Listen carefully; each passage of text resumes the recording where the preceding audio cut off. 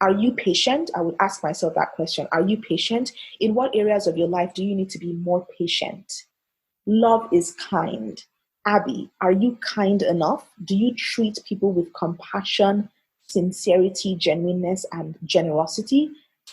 How can you be kinder in the relationships with the people around you and your community? Love is not self serving. Are you selfish? Staying motivated takes work. If you don't work on your motivation, you become unmotivated. Join Umar Jang as he shares inspirational stories and tips to get you motivated to do whatever you need to do. This is the Motivational Voice Podcast. Hi everyone, welcome to the Motivational Voice Podcast. This is session number 30. Hey, how are you doing today? How is your motivation? Are you feeling excited about life? I am asking because this year so far has been a very, very challenging year. There's no doubt about that. But despite the challenges, we still have to make one of two choices. Choice number one, you can let those challenges bring you down and ruin the rest of the year for you. Or, choice number two, you can choose to make the best of it and end the year on a positive note. Either way, it comes down to how you want to move forward for the rest of the year.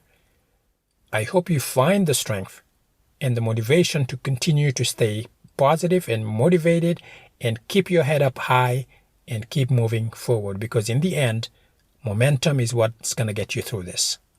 Finally, I wanted to give a quick shout out to a couple of listeners that recently left reviews for the podcast. The first shout out goes out to Nate from Richmond, Virginia. Nate says, quote, "We need some motivation from time to time. The Motivational Voice Podcast is a great resource that brings you what you need to navigate the journey of life. It features timeless lessons that everyone can benefit from." End quote. Thank you very much, Nate. And by the way, I used to live in Arlington, Virginia. I loved it because I was able to go from DC to Maryland to Virginia in a matter of 30 to 40 minutes. And I really loved that about that. All right. And the next shout out goes to Totojer from Denmark. I hope I'm saying your name right. Totojer. And he says, he or she, "Thank you very much, whoever you are. I wish nothing but the best for you." End quote. Well, from the bottom of my heart, thank you very much for listening to the show, and thank you for taking the extra time to leave a review. I really appreciate that. All right, let's jump straight into today's interview. My guest today is Abi Awotesu. Abi is a life coach whose expertise is in relationships. She particularly focuses on empowering single women to grow healthy and long-lasting relationships. Now, before you tune out, before you start thinking or skipping this episode, because you're a man, I want you to stay open-minded, because everything we share in this episode can be applied to men as well as women. It just so happens that Abi is an expert when it comes to relationships, specifically helping women. But it doesn't mean that you can't get value out of this episode. So stay open-minded, and I guarantee you that you will take some nuggets out of this episode. With that said, let's listen to my interview with Abi. All right, Abi, welcome to the podcast. Hi, Omar. Thank you for having me. Absolutely. No, it's a pleasure to have you on. Would you take a second and just introduce yourself and tell our listeners who you are and what you do? Yes, my name is Abi Awotesu. I am a life coach with Dear Abi. At Dear Abi, our mission is to empower single women to unapologetically own their identities and grow in self-love. We believe that in order for you to find true, meaningful, lasting love, you must first of all love and embrace yourself, flaws, nuances, imperfections, and all. That's a very interesting. You must first learn to love yourself. I think that's a very deep and very authentic way to introduce yourself. And part of what you do is to help people find love and help them increase or improve their relationships. through that, you do that through the law of attraction. Can you tell me more about what that is? What is the law of attraction? Yes. Well, the law of attraction is an ancient universal law. It is a secondary law from the law of vibration, and the law of vibration is a universal law, just like the law of gravity. There are certain laws that govern the universe. They were created from the beginning of time, and it's a way of God, in a sense, just organizing and structuring the universe to have order. And so the law of vibration is the primary law, and then the law of attraction is like a subset or a secondary law out of the law of vibration. And basically the law of attraction just states very simply that you attract whatever you emit. Whatever you put out into the world, whatever you put out into the universe, you attract. So if you are a loving, kind, generous, compassionate person with integrity, you will also attract that into your life.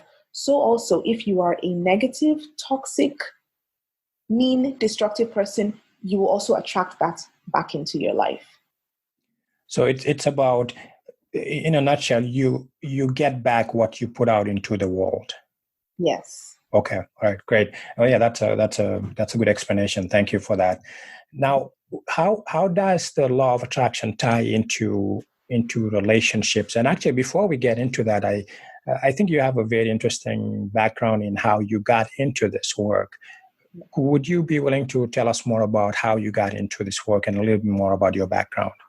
Of course. Well, I am of Nigerian descent originally. I was born and raised in Lagos, Nigeria, on the African continent. And I moved to the United States when I was a teenager. And I lived in the United States for about 12 years. And then I moved back to Lagos to work as a young professional in my mid-20s. Met my husband in Lagos, in Nigeria. We got married, had our first child, had our second child, and decided to relocate back to America and basically raise our young family in America. And obviously, I've gone through a lot of experiences. I went to school here, got a degree in public relations, which is in communications. And, I did the time. I worked in communications I have a 10-year working career in communications that spans, PR, agency PR, to radio hosting, to managerial roles in communications and business development. So I've been through the gamut in the communications industry. And I decided to recently start my own life coaching business because I've developed this compassion for single women who are finding it a bit difficult navigating love, the nuances of finding and keeping true, meaningful love, finding a mate and a partner that is worthy of them, And the reason why it is so dear to me is because I too was in that situation just a few years ago, and I took the bull by the horn and did not want to leave my life up to chance. I did not want to take any chances and just let life happen to me. And so towards the end of my 20s, when I was advancing in age and realizing that, I want a mate, I want a marriage, I want a partnership where I am an equal with my partner and we can build and grow together and build an empire, and have dominion over the things that we encounter in life.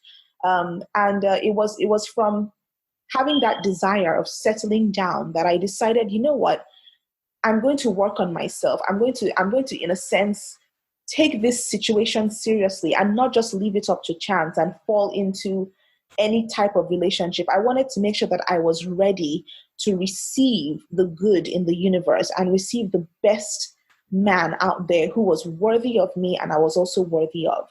So I started reading self-help books. I started reading books on relationships. I started reading books on the dynamics between men and women in relationships. And, my mind just opened up.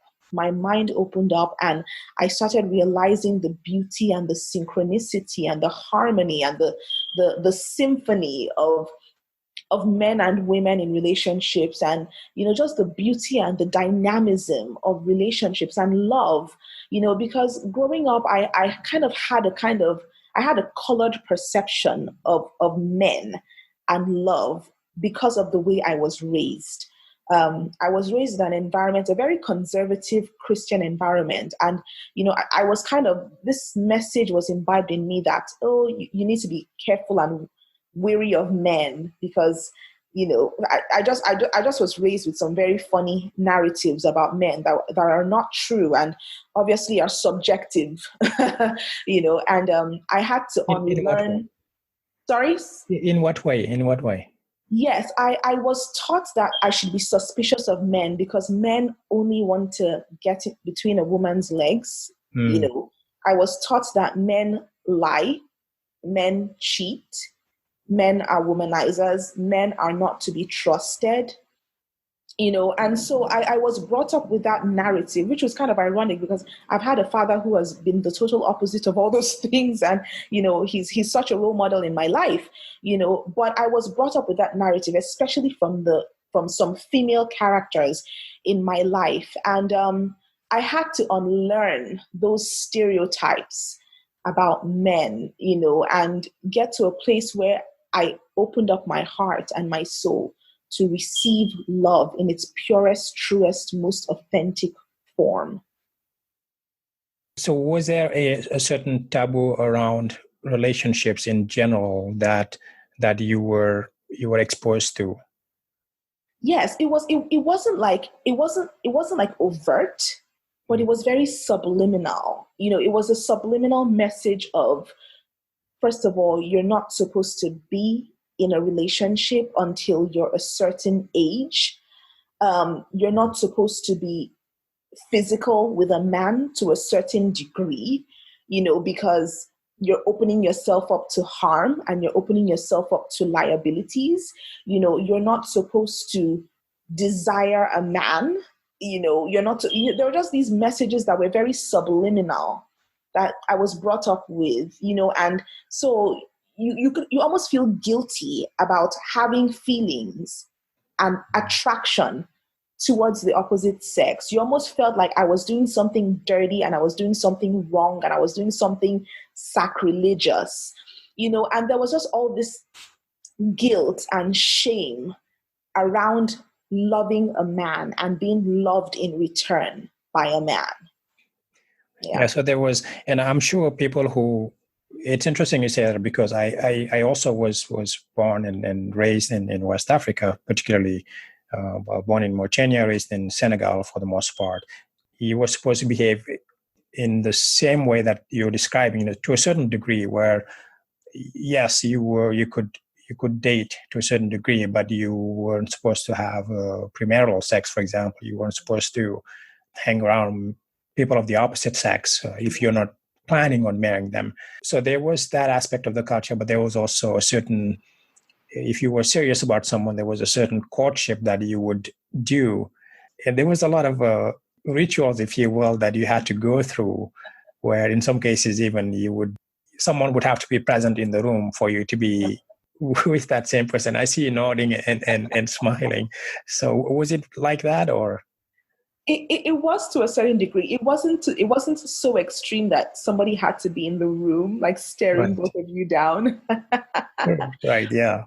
But there was a bit of leeway in that sense, but there was still that unspoken taboo around being alone with a man, being intimate with a man when he hasn't put a ring on it, and he hasn't walked you down the aisle yet.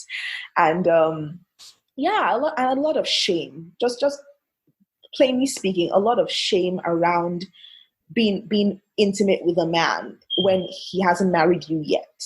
Yeah. Right. No, that makes sense. I totally identify with that.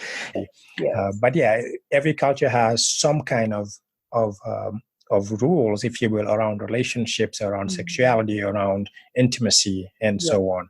Yes.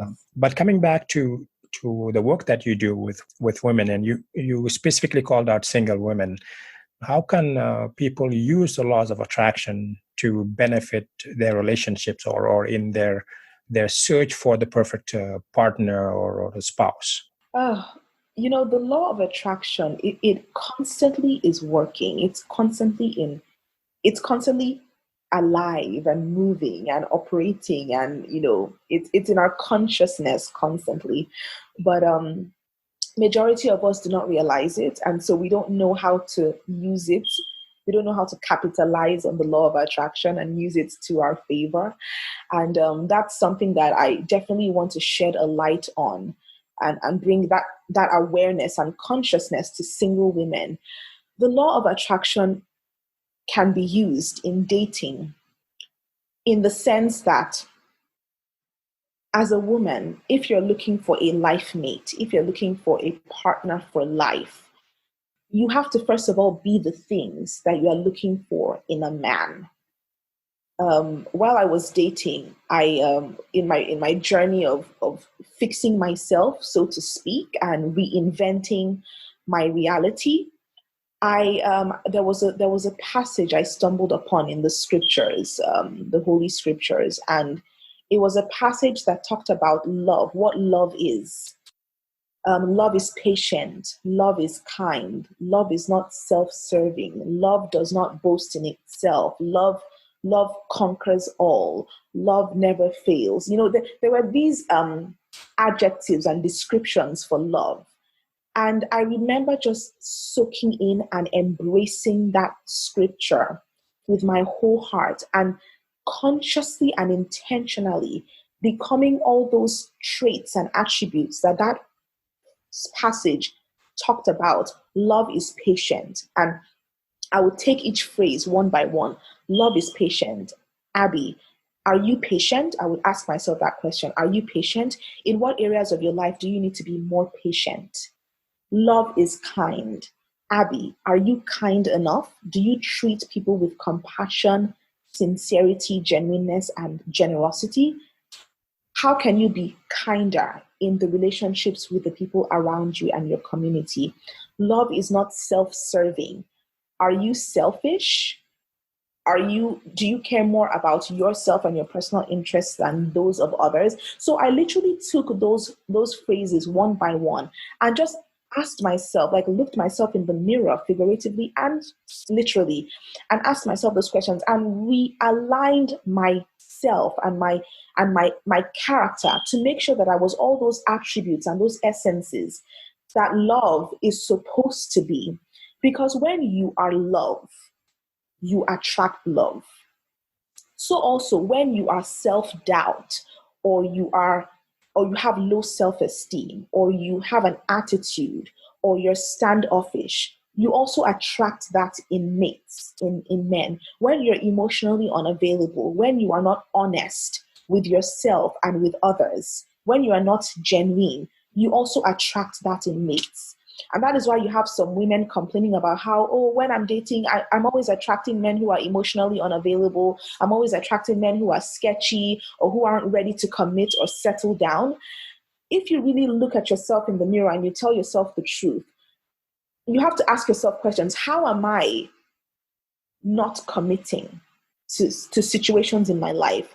How am I not expressing emotional availability to people in my life? You have to really ask yourself those difficult questions, because most of the time, if you are attracting a certain type of man, it is because you too are exhibiting those qualities that are attracting that type of man into your life. And that is what the law of attraction is. You attract what you emit.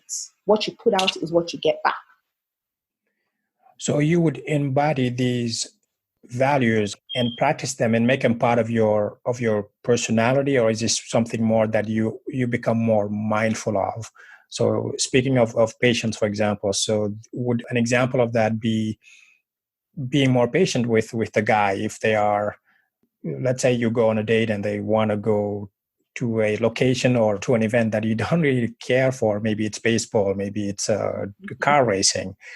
And as a woman, you don't like that, but you are patient enough to be willing to compromise to go to that event and just be patient with them and be there for that person. Is that what a good example? That's part of it, definitely. And one way I try to make it easy for women is before you even get that date with that guy, start by being patient with the people around you, the people you live with, the people you interact with at work, your co-workers, your boss, your family, your parents, if you live with your parents, your siblings. Try to start exhibiting those values and those essences around your immediate environment. And once you continue practicing patience and kindness and selflessness with the people around you, it becomes more and more natural. It becomes more and more part of your character. And so you start attracting that in men. And so when it's time for you to go on that date with that man and he suggests to go to a baseball game or a karaoke and you hate singing or you're not really into baseball, you know how to reach a healthy compromise where you're not forcing him to be what he's not, but at the same time, you're also being true to yourself, but allowing space to get to know him in that new, unfamiliar environment, so to speak.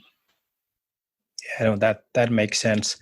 And I know it's interesting because, well, even outside of relationships, even if you're meeting someone for the first time, you generally tend to notice those traits. The people who stand out the most or people want to connect with are people who just seem to be comfortable in their own skin, but also they appear to be themselves. So, and they generally stand out in not only in parties, but in just in general in connections that you make. Yes. And I think that that's a good point. You have to be yourself, but also have those values of maybe it's kindness, maybe it's patience, maybe it's whatever that may be. Yeah.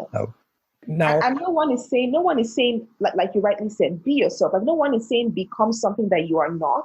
If you don't like baseball, don't like force yourself to go to a baseball game if you totally abhor the concept of men hitting a ball, with a bat. But at the same time, communicate that with him and both of you reach a compromise where you're both happy, you're both content, but you're also allowing each other to express yourselves freely. Yeah.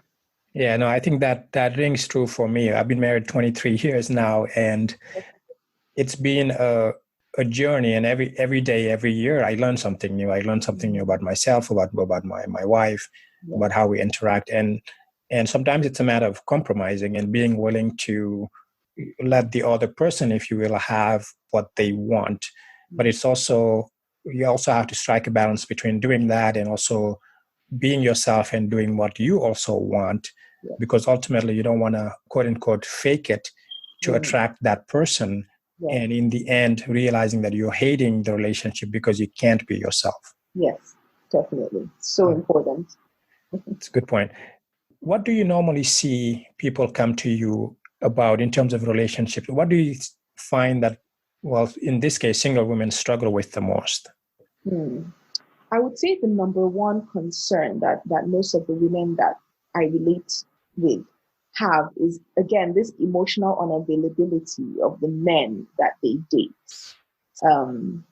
They complain a lot about the men being sketchy, not being honest, not being forthright, giving them subliminal messages, giving them subtexts, giving them mixed messages, and the advice that I always give women when they find themselves in these situations, because what I do is, again, these situations are so layered, and you can't just put a one size fits all approach to every situation, because people are dynamic and people have been through different experiences in their life that shape who they are, that shape their reality, that have created the paradigms that they carry around.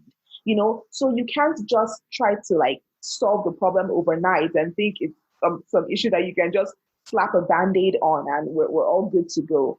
So a lot of times I try to unpeel the layers of these women and find out what the deep-seated issues are. We go down memory lane. I go down their history.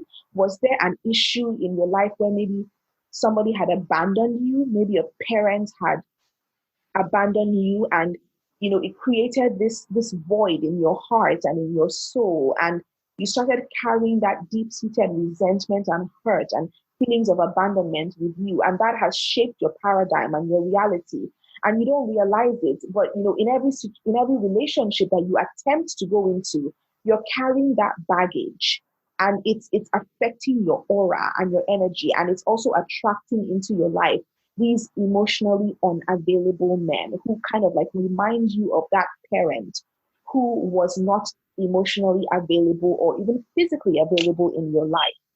So there are lots of deep-seated issues that women carry around, and you have to have the patience and the time and the compassion to be able to just unfold those layers and go deeper with them and really find out what the issue, what the root cause of these issues are. And I mean, I'm not a psychologist. I didn't study psychology in school. I'm not going to pretend to be what I'm not. But I have studied human psychology over some time. And, obviously it's an ongoing study, like you never stop learning, do you? Right. But there are just some patterns that you see in certain situations that can kind of guide you and let you know how to approach a certain problem that a woman keeps on having in her relationships and in her love life. So if I am a single woman, I'm going to channel my inner single woman. And I've been dating, and I feel like I've been patient, and I've been trying to see it from the guy's eye. And it's just, it doesn't seem to be working. And of course, things are worse now because of the COVID-19, and people are more careful. What are some of the things I can do to make my next relationship more successful, and perhaps a longer term relationship? Yes. I would say that do not let COVID do not let COVID be a deterrent to you maintaining your optimism about finding love, because it's very important that on this beautiful journey of love, of finding love and keeping love and sustaining love, that you maintain a healthy, positive attitude about the quest, about the conquest, and about the maintenance of that conquest. Don't look at COVID as a deterrent. Just look at it as a challenge, a new challenge that, will help build you and make you stronger. There are innovative ways in which you can communicate with a potential date, even in COVID. If you're not physically meeting, you can go on virtual dates. Both of you can put on your computer, you can set a date and a time when you decide to have a virtual date with each other. And as the woman, you dress up, you put on your makeup, you look pretty, you can spray some perfume just to give yourself that aura of feeling beautiful and sexy. And, and then you meet on your virtual date and you start communicating and getting to know each other. And one beautiful thing about COVID is that in regards to dating, is that it has now given people an opportunity to really observe people beyond the physicality of a traditional date. Because when you go on a traditional date, you both go to a restaurant and you're not 6 feet apart, you're both close to each other, and there are a lot of things you miss out on. There are a lot of cues, there's the body language, there's the subliminal messages that you might miss out on when you're so close and physical with each other, typically. But now that there's COVID, and if you guys are on your first few dates are virtual, you get to observe certain things about each other, about your facial expressions, about the man's body language. When you ask him a question, how does he react?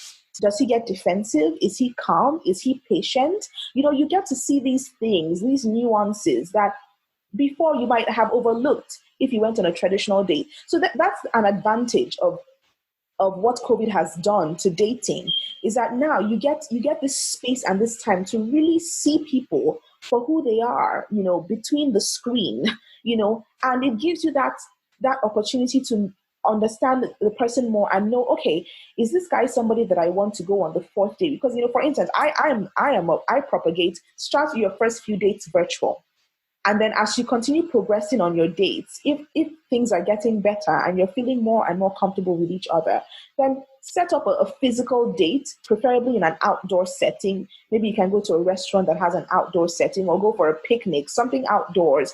And, the first few dates can be virtual, and then the next couple of dates can be physical.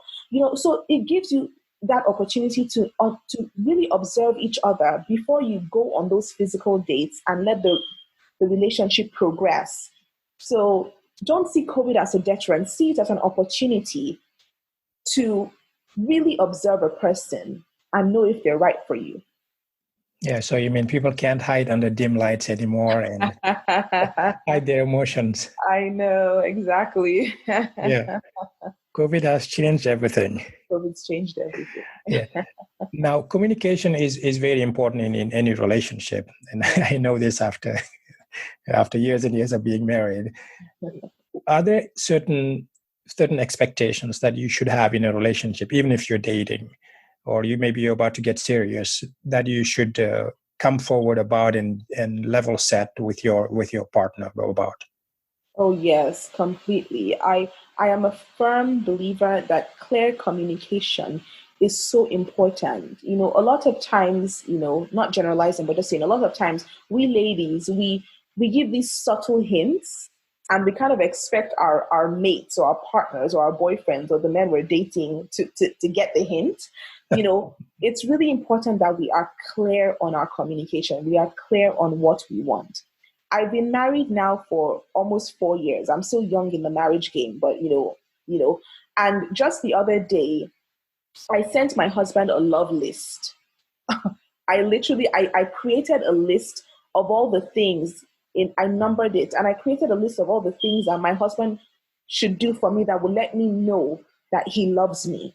And I put it in black and white, and I sent it to his phone via text, and I was just, I gave all these examples. I was very detailed, and I was like, honey, these are the things that when you do for me, I will know that you love me. And I put it in black and white. I made it very clear. So he can't tell me that he doesn't know what, and I mean, Right. I've been married for 4 years, happily married, but even at that, I still made things very clear.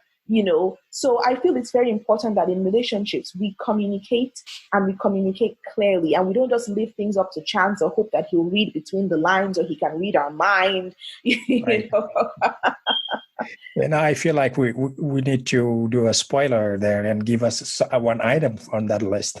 No, you don't have to. I love that. I love it. I love it so much. No, I should probably adopt that and have my wife come up with a love list, so I know what she. That is so cute. Okay, well, one item I would say is I told my husband that one of the items the list was actually 32 options long, and one of the options was him just buying me a gift every now and then, just because. I was like, you show me that you love me when you just buy me a gift every now and then, just because, So it could be flowers, could be something you like, maybe. Exactly. It could be anything. flowers, it could be anything. Yeah. Right. Mm-hmm. No, that's good. No, thanks for sharing. No problem. Now, are there any additional tips or advice that you would give to people that in terms of using these laws of attraction? It sounds like there's a lot of how you see yourself and thinking positively, and Yeah. when you go into a relationship or when you're about to look for a relationship, that's involved. Does that sound about right? Yes, definitely. I would say that the things that are just so important about finding love and keeping love is first and foremost, you must love yourself. As a woman, as a single woman, looking for love, trying to find love, you must first and foremost love yourself. So whatever it is you're going through, whatever challenges you went through as a kid and whatnot, make sure you are at peace with whatever unresolved issues might be in your life. And get to that place where you truly, authentically love yourself, not the facade you put up to the public, not the makeup, not the hair, not the clothes, not the material possessions, but you must truly, authentically love yourself, number one. Number two, you must you must allow yourself to be open to love. You must allow yourself to be able to be open to love. A lot of us women have been hurt in past relationships. We've had heartbreaks. We've been through the gamut when it comes to love. We've dated the wrong kind of men sometime in our past. And it's very easy to become resentful or to become closed off and you feel like, oh, I don't know if I can ever trust a man again. I don't know if I can ever open up my heart to somebody again. Love is part of finding love is being able to surrender to love. And it's not an easy thing to do. It's scary, it's daunting, but it's something that you have to be willing to allow yourself to do. You have to be willing to be open and vulnerable to love at whatever cost. I mean, there's so many songs that are in Western culture about, oh, I'll be a fool for love, and I mean, there is a truth to that. You must be willing to be a fool for love, Yeah. because a lot of times it is in that surrender, it is in that act of vulnerability and openness that you find love and you get that release, So I would say number one, love yourself. Number two, be open to love. Do not be afraid to open your heart up to love. And number three, And I want actually, before you move on to number, I wanted to maybe ask you a question about the number two, where be open to love. I know a lot of people, and this happens for both men and women, have a certain list, if you will, in their head of what they want in a partner or in a person. Is that list getting in the way, or is it fair to say, I'm not going to settle for a man that's less than, I don't know, 6 foot tall, or that makes 7, 8 figures, or how does that contribute to the finding love part of that equation? That's a very good question. I would say that when it comes to having a list of what you want, there's nothing wrong with having certain preferences. Like, oh, I want him to be tall. I want him to look a certain way. I want him to be muscular and fit. There's nothing wrong with that. But I would advise that before you even go to the physical aspect or the monetary, financial aspect of the things you want, first of all, ask for values and essences and character. Ask for qualities that are endearing and that are really going to stand the test of time. You want a man who has compassion. You want a man who has integrity. You want a man who is honest. You want somebody who is kind, who is tolerant. These are the kind of qualities that sustain a marriage, that sustain a relationship. So before you even go to the physicality of things, first of all, ask for the endearing essences that will sustain and keep a marriage. And then you can have fun with it. If you want your man to be 6'5", have fun with it. But at the same time, be open. Be open. Don't be so closed off to the notion that, oh my God, I am not going to look in the direction of anybody who is 6'4.5". You must be 6'5" or nothing less. Just have an open mind about it. But also believe, if you truly believe that the man you want should be a certain way and look a certain way, the universe will give it to you, but you must believe it. Number one, you must not doubt it. You must believe it. And then number two, also just be open-minded and be fluid and allow space and room for the things that really matter. And I'll give you an example. When I was single for many years, I had this desire that I wanted my husband to have gone to an Ivy League school. It was so funny. I just thought that going to an Ivy League school was such a big deal. And I was like, I had told the universe, I told God, I want my husband to have gone to an Ivy League school. And, my husband did not go to an Ivy League school. But what I realized as I got older and I matured was that doesn't even matter. Right. Like, going to an Ivy League school doesn't matter. There are many people who went to Ivy League schools who are not that successful, depending on how you define success. But, it's not the degree or where you got the degree from that matters. It's the character. It's the enduring qualities that will make him get to that goal in life that you and him want to achieve together. So it's not about the accolades or, what school he went to or what degree he graduated with or what he studied in school or even how much money is in his bank account. It's the journey of love. It's one where when you guys get together, you bring your intelligences together, you put your heads together and you grow together. You grow, and you have a common vision and a common goal for your lives, for your family. And you both of you do it together. You help each other get to that point together. So it's not really about where you've been or where he's been. It's more so about where both of you want to head together as a united team. Yeah, no, that's Vision. a very good point because I mean I've seen that happen where when we thought about getting married, my wife and I at the time, I always think I was financially in a place where I felt I needed to be to get married. But she said something that I didn't think about at the time, which was exactly what you said, which is you can get married and build life together as a couple, as a unit. You don't have to have everything figured out. You don't have to have all the financial things figured out and everything in place. You just have to have goals in place and be willing to work through it and stick together and make it happen. So that's a very good point. I've seen that happen in my relationship. Now we talked about number one, be yourself. Number two, to stay open and open-minded. And was there a number three? Yes, the number three is to continue to learn in love.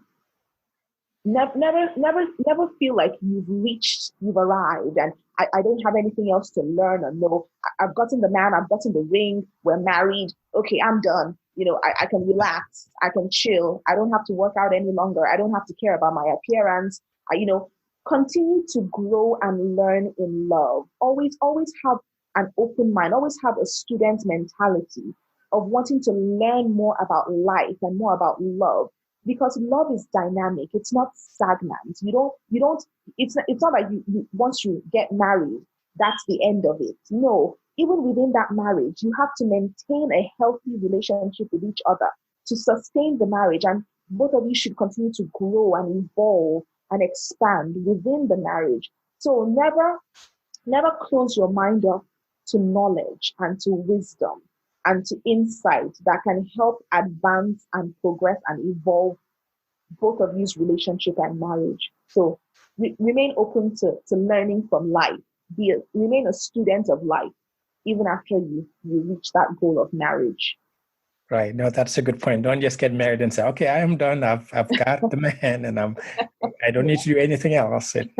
No, that's a good point. You have to continue to show that you care about your spouse and your partner. Yeah. What motivates to you as a person? What motivates me? Wow, that's a beautiful question. My children motivate me. My two daughters motivate me. My dreams and my goals and the vision I have for my life and my family, my husband and my children, that family. That's what motivates me. That's what keeps me going every morning. There is no wrong answer. That was a very good answer, by the way. Now, where can people find you, Abi? Yes, you can find me on my website. It is www.askdearabby.com. Abi is spelled ABI. I'm also on Instagram, Twitter, and Facebook. My handle on all those three platforms is the same. It's at Ask Dear Abi. I'll add that to the show notes. Now, I know we're running short on time, but is there anything else you want to add before we wrap it up? Oh, I just want to say thank you so much, Omar. I enjoyed, having this conversation with you. And just as a single woman, just know that you are beautiful, you are strong. There is no goal you set in life that you cannot achieve as long as you put your mind and your heart into your goals. And when it comes to love can find you at any stage and any point of your life. You're never too old to find love, and you're never too young either to find love. Love can find you at any stage. So always have an open heart and always be open and ready to receive love. And don't feel like there's a cap on when and who and how you can find love. That was my interview with Abi. You can find the show notes for this episode on my website at umarjeng.com/session30. That's session 30, all in one word. By the way, let me know what your biggest takeaway was from listening to that interview. Did you have an aha moment? Did it change your mind on how you perceive yourself, your relationships? Are you going to change something about how you see others? If so, let me know. I would love to hear your thoughts on this. I will leave you with this quote from Dr. Seuss. You know you're in love when you can't fall asleep because reality is finally better than your dreams. End quote. Who knew Dr. Seuss could be so wise?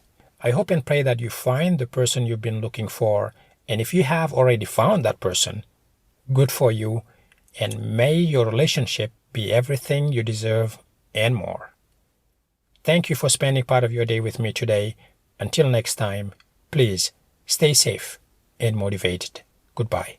Thank you for listening to the Motivational Voice Podcast. If you enjoyed the show, please subscribe and rate it on iTunes. Get show notes and the latest blog posts at omarjang.com.